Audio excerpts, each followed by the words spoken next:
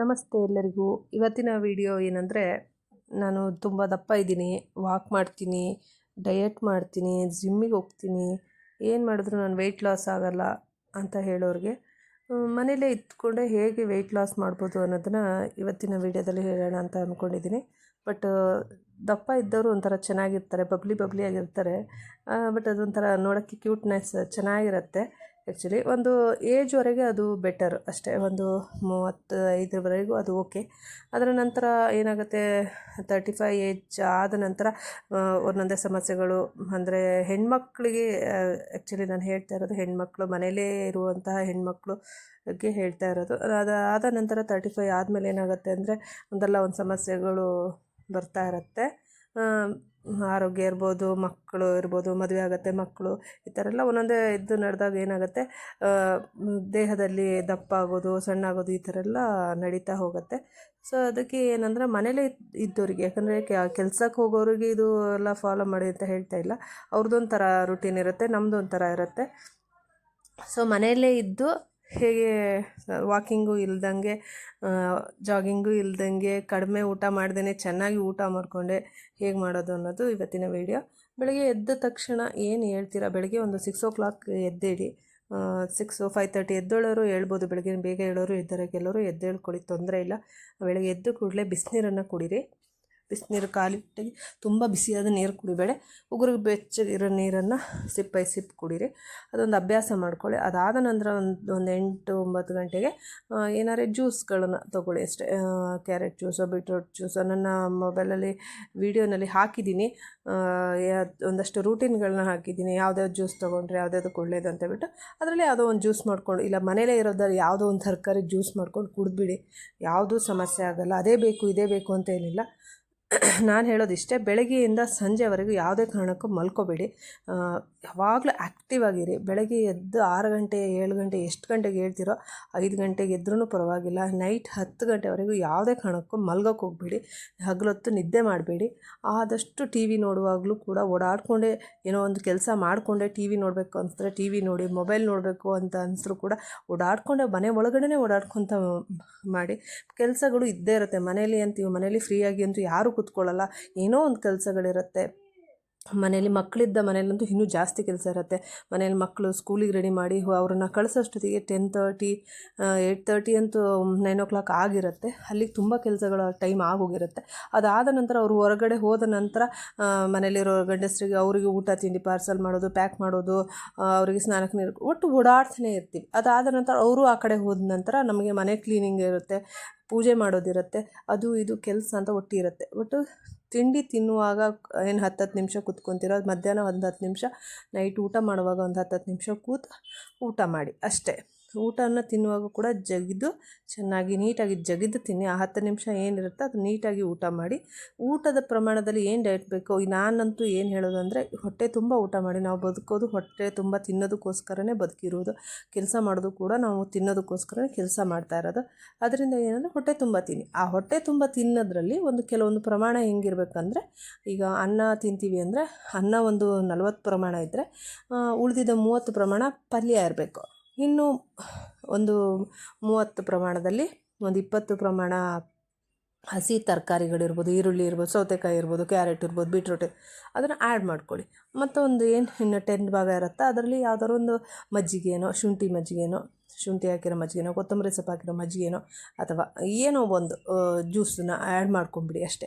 ಮತ್ತು ಇನ್ನೇನು ಇಲ್ಲ. ಡಯಟ್ ಜಾಸ್ತಿ ಯಾರೂ ಮಾಡೋಕ್ಕೆ ಹೋಗಬೇಡಿ. ತಿಂದು ಊಟ ಮಾಡಿ ಚೆನ್ನಾಗಿ ಇವಾಗಿದ್ದವರು ನೆಕ್ಸ್ಟ್ ದಿನ ಇರೋದೇ ಇಲ್ಲ. ಒಂದು ಗಳಿಗೆನಲ್ಲಿ ಇಲ್ಲದೇ ಇರೋರು ಇದ್ದಾರೆ. ಹೊಟ್ಟೆ ಬಟ್ಟೆ ಕಟ್ಟಿ ಜೀವನ ಮಾಡುವಂಥದ್ದು ಇರಲ್ಲ. ನಮಗೆ ಏನು ಬೇಕೋ ಹೊಟ್ಟೆ ತುಂಬ ತಿನ್ನಬೇಕು, ಮನಸ್ಸು ತುಂಬ ನೆಮ್ಮದಿಯಾಗಿ ನಿದ್ದೆ ಮಾಡಬೇಕು, ಇದಷ್ಟೇ ಬೇಕಾಗಿರೋದು.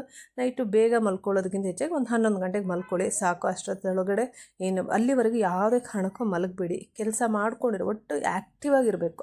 ಜಾಸ್ತಿ ಹೊತ್ತು ಕುತ್ಕೊಂಡಿರೋದು, ಟಿ ವಿ ನೋಡೋದು, ಇದೆಲ್ಲ ಮಾಡಬೇಡಿ. ಒಟ್ಟು ಮಕ್ಕಳು ಇದ್ದ ಮನೇಲಿ ಪಿಕಪ್ಪು ಡ್ರಾಪು, ಮಕ್ಕಳನ್ನ ಕರ್ಕೊಂಡು ಹೋಗೋದು ಬರೋದು, ಇಂಥದ್ದೇ ಕೆಲಸಗಳು ನಡೀತಾ ಇರುತ್ತೆ. ಕ್ಲಾಸಸ್ಗಳಿಗೆ ಕರ್ಕೊಂಡು ಹೋಗೋದು, ನಮ್ಮ ಮನೇಲಂತೂ ಅದೇ ರೂಟೀನ್ ನಡೀತಾ ಇರುತ್ತೆ. ಸೊ ನನಗೆ ನಾನು ತುಂಬ ಜನ ಪೇರೆಂಟ್ಸು ಕೇಳಿದ್ದಿದೆ, ನಾನು ನಿಮ್ಮನ್ನ 5-6 ವರ್ಷದಿಂದ ನೋಡ್ತಾ ಇದ್ದೀನಿ, ನೀವು ಇದ್ದಂಗೆ ಇದ್ದೀರ, ಸ್ವಲ್ಪನೂ ಚೇಂಜಸ್ ಇರೋಲ್ಲ, ನೀವು ದಪ್ಪ ಆಗಲ್ಲ, ಹಂಗೆ ಇರ್ತೀರ, ಹೇಗೆ ಮೇಂಟೈನ್ ಮಾಡ್ತೀರಾ? ನಾವೆಲ್ಲ ವಾಕಿಂಗ್ ಹೋದರೂ ಕೂಡ ಡಯಟ್ ಮಾಡ್ತೀವಿ, ಜಿಮ್ಮಿಗೆ ಹೋಗೋರು ಇದ್ದಾರೆ, ಅವರೆಲ್ಲರೂ ಹೇಳ್ತಾರೆ ನಾನು ಜಿಮ್ ಬಿಟ್ಬಿಟ್ರೆ ಸಾಕು ಮತ್ತೆ ದಪ್ಪ ಆಗ್ತೀನಿ, ಒಂದು ವಾರ 15 ದಿನ ಬಿಟ್ಟೆ ಮತ್ತೆ ದಪ್ಪ ಆಗಿದ್ದೀನಿ ಅಂತಾರೆ, ವಾಕ್ ಬಿಟ್ಟೆ ದಪ್ಪ ಆಗಿದ್ದೀನಿ ಅಂತಾರೆ. ಇನ್ನೊಬ್ಬರು ಹೇಳಿದರು, ನಾನು 22 kg ಕಡಿಮೆ ಮಾಡಿದೆ ರನ್ ಮಾಡಿ ಅಂತೇಳ್ಬಿಟ್ಟು, ಪಾರ್ಕಲ್ಲಿ ರನ್ ಮಾಡೋದು.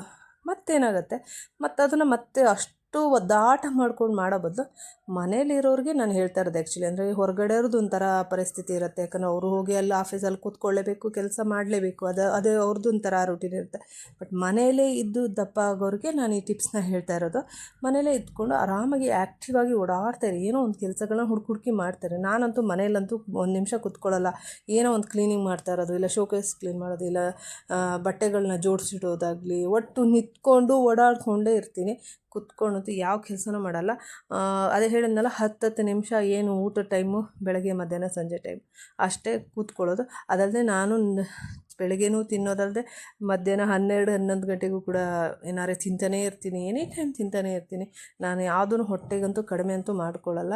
ಅದೇ ರೀತಿ ಆ ತಿನ್ನೋ ಪ್ರಮಾಣ ಕಡಿಮೆ ಮಾಡಬಾರ್ದು, ತಿನ್ನೋ ಐಟಮಲ್ಲಿ ಸ್ವಲ್ಪ ಚೇಂಜ್ ಮಾಡ್ಕೋಬೇಕು. ಇವಾಗ ಚಪಾತಿ 3 ತಿಂತೀನಿ ಅಂತ ಹೇಳಿದ್ರೆ ಅದ್ರ ಜೊತೆಗೆ ಪಲ್ಯ ಇರಬೇಕು, ಜಾಸ್ತಿ ಪಲ್ಯ ಇರಬೇಕು, ತರಕಾರಿಗಳಿರಬೇಕು. ಅದಲ್ಲದೆ ಏನು ನೀರು ಕುಡಿತೀರೋ ಆ ನೀರನ್ನ ಸ್ವಲ್ಪ ಉಗುರು ಬೆಚ್ಚಗೆ ಮಾಡಿ ಕುಡೀರಿ, ಅದರಿಂದ ಗ್ಯಾಸ್ಟ್ರಿಕ್ ಸ್ವಲ್ಪ ಕಡಿಮೆ ಆಗುತ್ತೆ. ಮತ್ತೊಂದು ಅಂತ ಹೇಳಿದರೆ, ಯಾವಾಗಲೂ ಒಂದು ಅಡುಗೆ ಮಾಡ್ತಾಯಿದ್ದೀನಿ ಅಂದರೆ ಅಲ್ಲೇ ಸ್ವಲ್ಪ ಎಕ್ಸಸೈಸ್ ಮಾಡಿ, ಕೈಗೆ ಕಾಲಿಗೆ ಎಕ್ಸಸೈಸಸ್ ಬೇಕಾಗ್ಬೋದು ಅಂತ ಅಲ್ಲೇ ನಾನು ಮಾಡೋದು ಹಾಗೆಯೇ. ಅಡುಗೆ ಮಾಡ್ತಾಯಿದ್ರೆ ಅಲ್ಲಿ ಹಾಲು ಕಾಯಿಸ್ತಾ ನಿಂತ್ಕೊಬೇಕಂದ್ರೆ ಅಲ್ಲಿ ನಿಂತ್ಕೊಂಡಿರ್ತೀನಿ, ಅಲ್ಲೇ ಕೈಯು ಕಾಲು ಎಲ್ಲ ಸ್ವಲ್ಪ ಎಕ್ಸಸೈಸ್ ಮಾಡ್ತಾ ಇರ್ತೀನಿ ಅಷ್ಟೇ. ನಾವು ಹೊರಗಡೆ ಹೋಗಿ ನನಗೆ ಎಕ್ಸಸೈಸ್ ಮಾಡೋದಾಗಲಿ ವಾಕ್ ಮಾಡೋಕ್ಕೆ ಟೈಮ್ ಇರೋಲ್ಲ. ಸೊ ಏನು ಮಾಡ್ತೀನಿ, ಮನೇಲೇ ಇದೇ ಥರ ಎಕ್ಸಸೈಸ್, ಆ ಎಡಿಟಿಂಗ್ ಮೊಬೈಲಲ್ಲಿ ಏನು ಎಡಿಟಿಂಗ್ ಮಾಡ್ತೀನಿ ಅದನ್ನು ಕೂಡ ವಾಕ್ ಮಾಡಿಕೊಂಡೇ ಮಾಡ್ತೀನಿ. ಅದಲ್ಲದೆ ಮತ್ತೇನು ಅನ್ನೋದಂದರೆ, ಊಟ ತಿನ್ನುವಾಗ ಜಾಸ್ತಿ ಕಾಯಿ ಹಾಕಿರೋ ತೆಂಗಿನಕಾಯಿ ಹಾಕಿರೋ ಸಾಂಬಾರುಗಳನ್ನ ಜಾಸ್ತಿ ಯೂಸ್ ಮಾಡಬೇಡಿ. ಆದಷ್ಟು ಪಲ್ಯಗಳನ್ನು ಮಾಡಿದ್ದೀನಿ, ಅದರಲ್ಲಿ ಸ್ವಲ್ಪ ಆಯಿಲ್ ಹಾಕಿಬಿಟ್ಟು ಆನಿಯನ್ನು, ತರಕಾರಿ ಜಾಸ್ತಿ ಹೋಗಲಿ ಹೊಟ್ಟೆಗೆ, ಸ್ವಲ್ಪ ಏನು ಟೇಸ್ಟ್ ಬೇಕೋ ಪಲ್ಯಗಳನ್ನು ಮಾಡಿ, ಪಲ್ಯದಲ್ಲೇ ರೈಸು ಚಪಾತಿ ಏನು ತಿಂತೀರೋ ತಿನ್ನಿ. ಬಟ್ ಈ ಕಾಯಿ ಹಾಕಿರೋ ಸಾಂಬಾರುಗಳನ್ನ ಜಾಸ್ತಿ ತಿನ್ನೋದ್ರಿಂದ ಏನಾಗುತ್ತೆ, ಅದು ಒಂಥರ ಗ್ಯಾಸ್ಟ್ರಿಕ್ ಥರ ಹೊಟ್ಟೆ ದಪ್ಪ ಆಗೋದು, ಈ ಥರ ಪರಿಸ್ಥಿತಿ ಎಲ್ಲ ಉಂಟಾಗುತ್ತೆ. ಮತ್ತು ಬೇಳೆನೂ ಕೂಡ ಅಷ್ಟೇ, ಜಾಸ್ತಿ ಹಾಕಿ ಬೇಳೆ ಸಾಂಬಾರು ಮಾಡ್ಕೊಬೇಡಿ, ಆದಷ್ಟು ರಸಮ್ ಯೂಸ್ ಮಾಡಿ, ಅದರಲ್ಲಿ ಮೆಣಸಿನ ಹಿಟ್ಟೆಲ್ಲ ಹಾಕ್ತಿರಲ್ಲ ಅದು ಕೂಡ ಮನೇಲಿ ಬೆಟರ್. ಅದ್ರ ದಿನ ಯಾವುದನ್ನು ತಿನ್ನೋಕ್ಕಾಗಲ್ಲ, ದಿನ ರಸಮ್ ತಿನ್ನಿ ಅಂದರೆ ಯಾರೂ ತಿನ್ನೋದಿಲ್ಲ. ಅದರಿಂದ ಏನು ಮಾಡಿ, ಆದಷ್ಟು ಬೇಳೆ ಅದನ್ನೆಲ್ಲ ಅದ್ರ ಬದಲು ಬೇರೆ ತರಕಾರಿಗಳನ್ನ ಯೂಸ್ ಮಾಡಿ. ತರಕಾರಿಗಳನ್ನ, ಹಸಿ ತರಕಾರಿ ಇರ್ಬೋದು, ಬೇಯಿಸಿದ ತರಕಾರಿಗಳನ್ನಿರ್ಬೋದು, ಅದನ್ನು ದೇಹಕ್ಕೆ ಸೇರಿಸ್ಕೊತಾ ಹೋಗಿ. ಅದು ಸೇರಿಸ್ಕೊಳ್ಳೋದ್ರಿಂದ ಏನಾಗುತ್ತೆ, ನಿಮಗೆ ದೇಹದಲ್ಲಿ ಆರಾಮಾಗಿ ಬಾಡಿ ಅಂದರೆ ದಪ್ಪ ಆಗಲ್ಲ, ಇರೋದ್ರಲ್ಲಿ ಆರಾಮಾಗಿರ್ತೀರ. ಮತ್ತು ಮಕ್ಕಳ ಕೆಲಸನೇ ನಮಗೆ ಬೆಳಗಿಂದ ಸಂಜೆವರೆಗೆ ಆಗೋದ್ರಿಂದ ನನಗಂತೂ 10 ಗಂಟೆಯಿಂದ 10ರಿಂದ 10:30 ಅಂದರೆ ನಿದ್ದೆ ಜೋರಾಗಿ ಬರ್ತಾ ಇರುತ್ತೆ. ಏನು ಒಂದು 7-8 ಅವರ್ ಆರಾಮಾಗಿ ನಿದ್ದೆ ಮಾಡ್ಕೊಳ್ಳಿ ಅಷ್ಟೇ. ಬೆಳಗ್ಗೆ ಬೇಗ ಹೇಳ್ತೀನಿ ಅಂದರೆ ಹೇಳಿ, ಎಕ್ಸಸೈಸ್ ಬೇಕಂದ್ರೆ ನಾನು ಹೇಳ್ತಾ ಇದ್ದೀನಲ್ಲ, ಅದಕ್ಕೋಸ್ಕರ ಒಂದು ಟೈಮ್ ಮೀಸಲಿಡೋ ಬದಲು ಆರಾಮಾಗಿ ನಾವು ಓಡಾಡ್ಕೊತಾನೆ ಎಕ್ಸಸೈಸ್ ಮಾಡ್ಕೋಬೋದು. ಅಡುಗೆ ಮನೇಲಿ ನಿಂತಿರ್ತೀವಿ, ಅಲ್ಲೇ ಎಕ್ಸಸೈಸ್. ನಾನು ಅಷ್ಟೇ ಮಕ್ಳಿಗೆ ತಿಂಡಿ ತಿನ್ನಿಸ್ತಾ ಇರ್ತೀನಿ, ಅಲ್ಲೇ ಎಕ್ಸಸೈಸ್ ಅಷ್ಟೇ. ಹೀಗೆ ಕೈ ಕಾಲು ಹಿಡಿಸೋದು, ಕಾಲು ಬೆನ್ನಿಗೆ ಗ್ರಿಪ್ ಬೇಕು ಅದನ್ನು ಹಿಂಗೆ ಎಕ್ಸಸೈಸ್ ಮಾಡೋದು, ತಿಂಡಿ ತಿನ್ನಿಸುವಾಗ ಇರಲಿ, ಒಟ್ಟು ಎಕ್ಸಸೈಸ್ ಅಂತೂ ನಡೀತಾ ಇರುತ್ತೆ. ಮನೆ ಒಳಗಡೆನೇ ಇದ್ದು ಈ ಎಕ್ಸಸೈಸಸ್ನೆಲ್ಲ ನಾನು ಮಾಡ್ತಾಯಿರ್ತೀನಿ. ನಾನು ಹೊರಗಡೆ ಹೋಗಿ ಯಾವ ವಾಕಿಂಗು ಮಾಡೋದಿಲ್ಲ. ಇವತ್ತು ಕರೆಕ್ಟಾಗಿ ಮೇಂಟೈನ್ ಮಾಡ್ಕೊಬಂದಿದ್ದೀನಿ. ಲಾಸ್ಟು ಒಂದು 2-3 ಇಯರ್ಸಿಂದ ನಾನು 54, 55, 56 ಈ 3 kg ಬಿಟ್ಟು ಮತ್ತೆ ಎಕ್ಸ್ಟ್ರಾ ಆಗಿಲ್ಲ. ನಾನಂತೂ ಹೊಟ್ಟೆ ತುಂಬ ತಿಂತೀನಿ, ಯಾವುದಕ್ಕೂ ಕಡಿಮೆ ಮಾಡ್ಕೊಳಲ್ಲ, ಎನಿ ಟೈಮ್ ತಿಂತಾನೇ ಇರ್ತೀನಿ, ಏನಾರು ಒಂದು ಬಾಯಿಗೆ ಹಾಕ್ಕೊಂಡೇ ಇರ್ತೀನಿ, ಯಾವುದು ಬಾಯಿಗೆ ರೆಸ್ಟ್ ಕೊಡಲ್ಲ ಅಂತಾರಲ್ಲ ಹಾಗೆ. ಮತ್ತು ಏನು ಗೊತ್ತಾ, ಮೈಂಡಲ್ಲಿ ನಾನು ತೆಳ್ಳಗಿದ್ದೀನಿ, ದಪ್ಪಗಿದ್ದೀನಿ ಅನ್ನೋದನ್ನು ಮನಸ್ಸಲ್ಲಿ ಇಟ್ಕೋಬಾರ್ದು. ಅದನ್ನು ಮೈಂಡಲ್ಲಿ ಅದೊಂಥರ ಕೊರತೆ ಅಂತಾರಲ್ಲ, ಅದು ಯಾವಾಗ ನಮ್ಮ ಮೈಂಡಲ್ಲಿ ಕೊರತೆ ಸ್ಟಾರ್ಟ್ ಆಗುತ್ತೆ ಮತ್ತು ದೇಹ ಜಾಸ್ತಿ ಬೆಳೆಯೋಕ್ಕೆ ಸ್ಟಾರ್ಟ್ ಆಗಿಬಿಡುತ್ತೆ.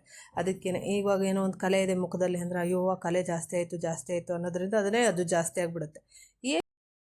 ಆದಷ್ಟು ಉಗುರು ಬೆಚ್ಚಗಿನ ನೀರನ್ನು ಕುಡಿತಾ ಇರಿ ಮನೆಯಲ್ಲಿ.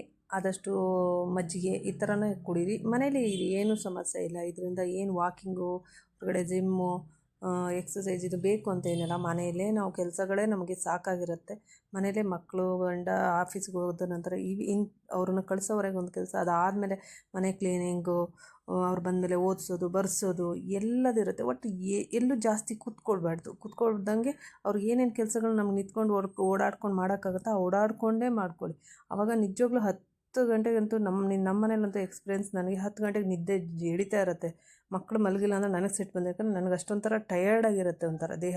ಎಕ್ಸಸೈಸು ಜಿಮ್ಗೆ ಹೋಗಿ ವಾಕ್ ಮಾಡಿ ಬಂದವ್ರಿಗಿಂತ ಟಯರ್ಡಾಗಿರುತ್ತೆ. ಸೊ ಇದನ್ನು ಫಾಲೋ ಮಾಡ್ಕೊಂಡು ಹೋಗಿ ಆರಾಮಾಗಿರಿ. ಚಿಂತೆ ಮರೆತುಬಿಡಿ. ದಪ್ಪ ಇದ್ದೀನಿ ಸಣ್ಣ ಇದ್ದೀನಿ ಅನ್ನೋ ಚಿಂತೆನ ಮರೆತುಬಿಡಿ. ಆರಾಮಾಗಿರಿ. ಏನು ಬೇಕೋ ಹೊಟ್ಟೆಗೆ ಚೆನ್ನಾಗಿ ತಿನ್ನಿ. ಇದನ್ನು ಫಾಲೋ ಮಾಡಿ. ನೀವೇ ನೋಡ್ತೀರ, ಆವಾಗ ನೀವೇ ಹೇಳ್ತೀರ, ಕರೆಕ್ಟ್ ಹಿಂಗೆ ಮಾಡಿದ್ರಿಂದ ನಾನು ಸಣ್ಣಗಾದೆ ಅಂತ. ಇದನ್ನು ಫಾಲೋ ಮಾಡಿ. ಮನೆಯಲ್ಲೇ ಇರೋರು ಈ ಥರ ಮಲಗದೇ ಜಾಸ್ತಿ ಓಡಾಡ್ಕೊಂಡಿದ್ದು ಇದನ್ನು ಫಾಲೋ ಮಾಡಿ. ಎಲ್ಲರಿಗೂ ಒಳ್ಳೆಯದಾಗಲಿ. Thank you.